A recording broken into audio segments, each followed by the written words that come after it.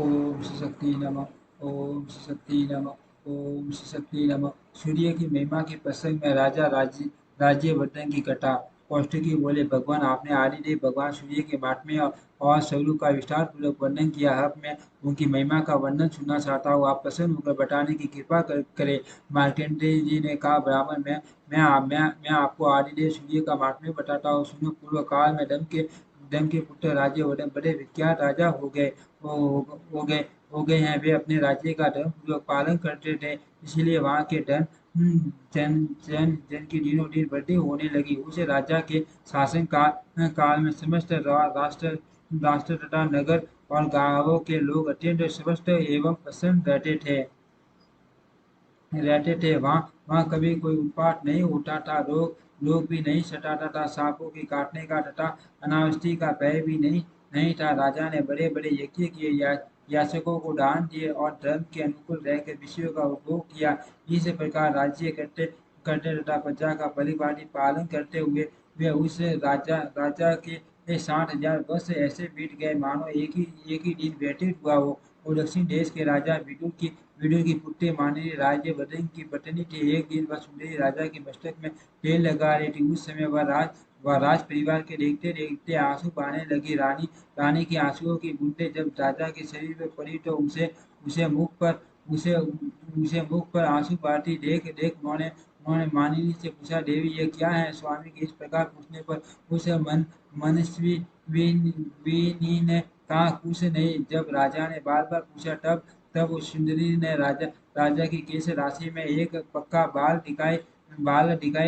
दिखाया और कहा, राजन यह देखिए, क्या यह मुझ अभागिनी के लिए खेद का विषय नहीं है। ये सुनकर राजा हंसने लगे। उन्होंने वहां एकत्रित हुए समस्त राजाओं के सामने अपनी पत्नी से हंसकर कहा, सुबह सो की क्या बात है? आपको रोना नहीं चाहिए। जन्म, वृद्धि और परिणाम आदि विकार सभी जीवधारियों के लिए होते हैं। मैंने तो समस्त वेदों का अध्ययन किया है, हजारों यज्ञ किए हैं, ब्राह्मणों को दान दिया और मेरे कई पुत्र भी हुए। अन्य मनुष्यों के लिए जो अत्यंत दुर्लभ है, ऐसे उत्तम भोग भी मैंने आपके साथ भोग लिए। पृथ्वी का बलिपाटी पालन किया और युद्ध में बलिपाटी अपने धर्म को निभाया। भद्रे, और कौन सा ऐसा शुभ कर्म है जो मैंने नहीं किया? फिर इन पक्के बालों से आप क्यों डरती हो? सुबह मेरे बाल पक जाए, शरीर में झुर्रियां बढ़ जाए, यह देह भी शिथिल हो जाए, कोई चिंता नहीं। मैं अपने कर्तव्य का पालन कर चुका हूँ। कल्याणी, आपने मेरे मस्तक पर जो पका बाल दिखाया है, अब वनवास लेकर उसकी भी दवा करता हूँ। पहले बाल्यावस्था और अवस्था में तटकालोचित कार्य किया जाता है। फिर युवावस्था में यौनोचित कार्य होते हैं तथा बुढ़ापे में वन का आश्रय लेना उचित है। मेरे पूर्वजों तथा उनके भी पूर्वजों ने ऐसा ही किया है। अंत में मैं आपके आंसू बहाने का कोई कारण नहीं देखता। पके बालक का दिखाई देना तो मेरे लिए महान अभ्युदय कारण है। महाराज की ये बात सुनकर वहां उपस्थित हुए अन्य राजा, उर्वशी तथा पार्षदवर्ती मुझसे उनसे शांतिपूर्वक बोले, राजन, आपकी इन महारानी को रोने की आवश्यकता नहीं है। रोना तो हम लोगों को अथवा समस्त प्राणियों को चाहिए, क्योंकि आप हमें छोड़कर वनवास लेने की बात मुंह से निकाल रहे हैं। महाराज, आपने हमारा लालन पालन किया है। आपके चले जाने की बात सुनकर हमारे प्राण निकले जा रहे हैं। आपने 60,000 वर्षों तक इस पृथ्वी का पालन किया है। अब आप वन में रहकर जो तपस्या करेंगे, वह इस पृथ्वी पालन जनित पुण्य की 16 कला के बराबर भी नहीं हो सकती। राजा ने कहा, मैंने 60,000 वर्षों तक इस पृथ्वी का पालन किया है। अब मेरे लिए यह वनवास का समय आ गया। मेरे कई पुत्र हो गए। मेरी संतानों को देखकर थोड़े ही दिनों में यमराज मेरा यहाँ रहना नहीं सह सकेगा। नागरिकों, मेरे मस्तक पर जो ये सफेद बाल दिखाई देता है, इसे अत्यंत भयानक कर्म करने वाले मृत्यु का दूर समझो। अर्थ मैं राज्य पर अपने पुत्र का अभिषेक करके सब भोगों को त्याग दूंगा और वन में रहकर तपस्या करूंगा। जब तक यमराज के सैनिक नहीं आते, तभी तक ये सब कुछ मुझे कर लेना है। तदनंतर वन में जाने की इच्छा से महाराज ने ज्योतिषियों को बुलाया और पुत्र के राज्याभिषेक के लिए शुभ ऋण एवं लगन पूछे। राजा की बात सुनकर वे शास्त्रदर्शी ज्योतिषी व्याकुल हो गए। ज्योतिषी व्याकुल हो गए। उन्हें लीन लगन और घोड़ा आदि का ठीक ज्ञान न हो सका। तदंतर अन्य नगरों अधीनस्थ राज्यों तथा उस नगर से भी बहुत से श्रेष्ठ ब्राह्मण आए और वन में जाने के लिए उत्सुक राजा राज्यवर्धन से मिले। उस समय उनका उनका माथा कांप उठा। वे बोले, राजन, हम पर प्रसन्न हुई है और पहले की भांति अब भी हमारा पालन कीजिए। आपके वन चले जाने को समस्त जगत संकट में पड़ जाएगा। बट आप ऐसा यत्न करें जिससे जगत जगत को कष्ट न हो। न हो। इसके बाद मंत्रियों, सेवकों, वृद्ध नागरिकों और ब्राह्मणों ने मिलकर चला कि अब यहाँ क्या करना चाहिए। राजा राज्यवर्धन अत्यंत धार्मिक हैं। धार्मिक थे अत्यंत धार्मिक थे। उनके प्रति सब लोगों का अनुराग था। इसीलिए सलाह करने वाले लोगों में यह निश्चय हुआ कि हम सब लोग एकादशी एवं भली भांति ध्यान परायण होकर तपस्या द्वारा भगवान सूर्य की आराधना करके इन महाराज के लिए आयु की प्रार्थना करें। इस प्रकार एक निश्चय करके कुछ लोग अपने अपने घरों पर विधि पूर्वक घंटे उपचार आदि उपचारों से भगवान भास्कर की पूजा करने लगे। दूसरे लोग मौन रहकर तर्क वेद, यजुर्वेद और साम वेद जब से सूर्य देव को संतुष्ट करने सूर्य देव को संतुष्ट करने लगे। अन्य लोग निराहार रहकर नदी के तट पर निवास करते हुए वे तपस्या के द्वारा भगवान सूर्य की आराधना में लगे। कुछ लोग अग्निहोत्र करते करते कुछ दिन रात सूर्य सूक्त का पाठ करते और कुछ लोग सूर्य की ओर दृष्टि लगाकर खड़े रहते सूर्य की आराधना के लिए। इस प्रकार यत्न करने वाले उन लोगों के समीप आकर सिद्धार्थमा नामक गंधर्व ने कहा, दिविजरों, यदि आप लोगों को सूर्य देव की आराधना अभिष्ट है तो ऐसा कीजिए जिससे भगवान भास्कर प्रसन्न हो सके। आप लोग यहाँ से शीघ्र ही कामरूप पर्वत पर जाइए। वहाँ गुरु विशाल नामक वन है जिसमें सिद्ध पुरुष निवास करते हैं। वहाँ पर एकाग्रसित होकर आप लोग सूर्य की आराधना करें। वह परम हितकारी सिद्ध क्षेत्र है। वहाँ आप लोगों की सब कामनाएं पूर्ण होगी। सुदामा की यह बात सुनकर वे समस्त देव गुरु विशाल वन में गए। वहाँ उन्होंने सूर्य देव का पवित्र एवं सुंदर मंदिर देखा। उस स्थान पर ब्राह्मण आदि तीनों वर्णों के लोग पीठाहारी एवं एकाग्रसित वो पुष्प संतन धूप गंध जप होम अन्न और दीप आदि के द्वारा भगवान सूर्य की पूजा एवं स्तुति करने लगे। ब्राह्मण बोले, देवता, दानव, यज्ञ, ग्रह और नक्षत्रों में भी जो सबसे अधिक तेजस्वी है उन भगवान सूर्य की हम शरण लेते हैं। जो देवेश्वर भगवान सूर्य आकाश में स्थित होकर चारों ओर प्रकाश फैलाते हैं तथा अपनी किरणों से पृथ्वी और आकाश को व्याप्त किए रहते हैं, उनकी हम शरण लेते हैं। आदित्य, भास्कर, भानु, सविता, दिवाकर, पूषा, अर्यमा, सर्व भानु तथा दीदीप्त, ये जिनके नाम है जो चारों युगों का अंत करने वाले काला अग्नि है, जिनकी ओर देखना कठिन है, जिनकी प्रलय के अंत में भी गति है, जो योगीश्वर अनंत रक्त पीठ शीत और असीत है, ऋषियों के अग्निहोत्र तथा यज्ञ के देवताओं में जिनकी स्थिति है, जो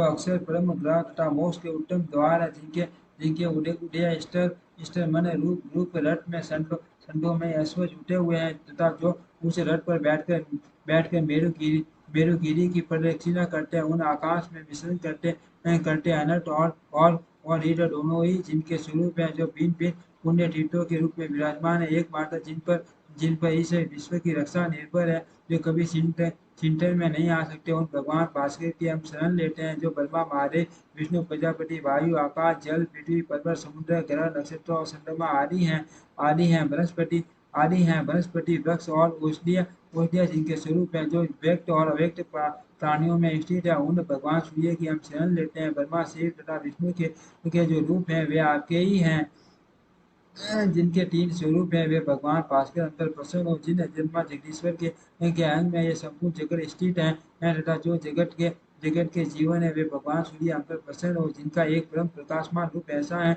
जिसकी जिसकी और प्रभा पूज की अधिकता के कारण देखना कठिन हो जाता तथा जिनका दूसरा रूप चंद्रमा है जो अत्यंत सौम्य है वे भगवान भास्कर हम पर प्रसन्न हो इस प्रकार भक्ति पूर्वक इष्टवन और पूजन पूजन करने वाले उन दिविजों पर 3 महीने में भगवान सूर्य देव प्रसन्न हुए और अपने अपने मंडल से निकलकर उसके उसी के समान कांटे धारण किए हुए नीचे उतरे और बुद्ध से होते हुए भी वे उन सबके समझ प्रकट हो गया तब उन लोगों ने अजन्मा सूर्य देव के स्पष्ट रूप का दर्शन करके उन्हें भक्ति से विनित होकर प्रणाम किया उस समय उनके शरीर में रोमांच और कंप हो रहा था वे बोले शस्त्र किरणों वाले सूर्य देव आपको बारंबार नमस्कार है आप सबके हेतु तथा संपूर्ण जगत के विजय के हेतु हैं आप ही सबके रक्षक हैं सबके सबके पूज्य संपूर्ण संपूर्ण यज्ञों के आधार तथा योग योग बेटाओं के दये हैं आप हम पर प्रसन्न हो मार्कंडेय जी कहते हैं तब भगवान सूर्य ने प्रसन्न होकर सब लोगों से कहा दिविज गण आपको जिस वस्तु की इच्छा हो वह मुझसे मांगे ये सुनकर ब्राह्मण आदि वर्णों के लोगों ने उन्हें प्रणाम करके कहा अंधकार का नाश करने वाले भगवान सूर्यदेव आदि सूर्यदेव यदि आप हमारी भक्ति से प्रसन्न है तो हमारे हमारे राजा राज्य वतन निरोग शत्रु विजय सुंदर केशों से युक्त तथा इष्ट यौवन वाले होकर 10,000 वर्षों तक जीवित रहे। तो तथास्तु कहकर भगवान सूर्य अंतर ध्यान हो गए हो गए वे सब लोग भी मनोवांछित वर पाकर प्रसन्नता पूर्वक महाराज के पास लौट आए वहां उन्होंने सूर्य से वर पाने आदि की सब बातें इटावट कर सुनाई ये सुनकर रानी मानिनी को बड़ा हर्ष हुआ परंतु राजा बहुत देर तक चिंता में पड़े रहे वे उन लोगों से कुछ न बोले मानिनी का हृदय हर्ष से भरा हुआ था वह बोली महाराज बड़े भाग्य से आयु की वृद्धि हुई है आपका अभियुद्ध हो राजन इतने बड़े अभियुद्ध के समय समय आपको प्रसन्नता क्यों नहीं होती 10,000 वर्षों तक आप निरोग रहेगी आपकी जवानी स्थिर रहेगी फिर भी आपको खुशी क्यों नहीं होती राजा बोले कल्याणी मेरा अभियुद्ध कैसे हुआ आप मेरा अभिनंदन क्यों करती हो जब हजार हजार दुख प्राप्त हो रहे हैं उस समय किसी को बधाई देना क्या उचित माना जाता है मैं अकेला ही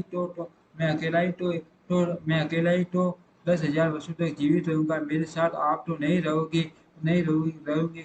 क्या आपके आपके मरने पर मुझे दुख नहीं होगा पुत्र पौत्र प्रपौत्र इष्ट बंधु बांधव भक्त सेवक तथा मित्र वर्ग वे सब मेरी मेरी आंखों के सामने मरेंगे उस समय मुझे अपार दुख का सामना करना पड़ेगा जिन लोगों ने अत्यंत दुर्बल होकर शरीर की नाड़ियां सुखा कर मेरे लिए तपस्या की वे सब तो मरेंगे और मैं भोग भोगते हुए जीवित रहूंगा ऐसी दशा में क्या मैं धिक्कार देने योग्य नहीं हूँ सुंदरी इस प्रकार मुझ पर यह आपत्ति आ गई मेरा अभियुद्ध नहीं हुआ है क्या आप इस बात को नहीं समझते फिर क्यों मेरा अभिनंदन कर रही हो मानिनी बोली महाराज आप जो कहते हैं वह सब ठीक है मैंने तथा पूर्ववासियों ने आपके प्रेम पर इस दोष की ओर नहीं देखा है नरनाथ ऐसी अवस्था में क्या करना चाहिए ये आप ही सोचे क्योंकि भगवान सूर्य ने प्रसन्न होकर जो कुछ कहा है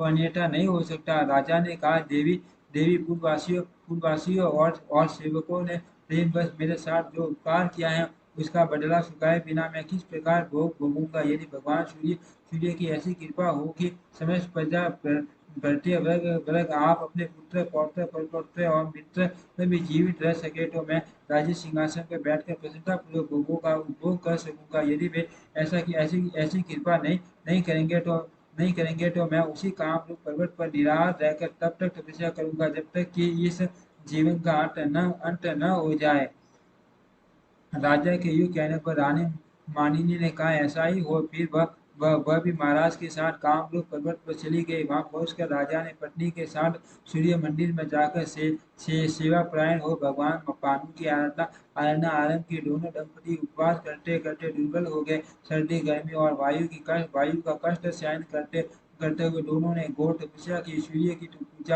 पूजा और भारी तपस्या करते करते जब 1 वर्ष से अधिक समय व्यतीत हो गया तब भगवान भास्कर प्रसन्न हुए उन्होंने राजा को समस्त सेवकों को पूर्ववासियों और पुत्रों आदि के लिए इच्छा अनुसार वरदान दिए वह वर पाकर राजा अपने नगर को लौट आए और धर्म पूर्वक पूर्वक प्रजा का पालन करते हुए बड़ी बड़ी प्रसन्नता के साथ राज्य करने लगे धर्मवीर राजा ने बहुत से यज्ञ किए और दिन रात खुले हाथ दान किया। वे अपने पुत्र पौत्र तथा भृत्य आदि के साथ यौवन को स्थिर रखते हुए 10,000 वर्षों तक जीवित रहे। उनका यह चरित्र देखकर भृगुवंशी वंशी परमटी ने विस्मित होकर यह गाथा गाई। और भगवान सूर्य के भजन की कैसी शक्ति है जिससे राजा राज्य वर्धन अपने तथा सब जनों के लिए आयु वर्धन बन गए। जो मनुष्य ब्राह्मणों के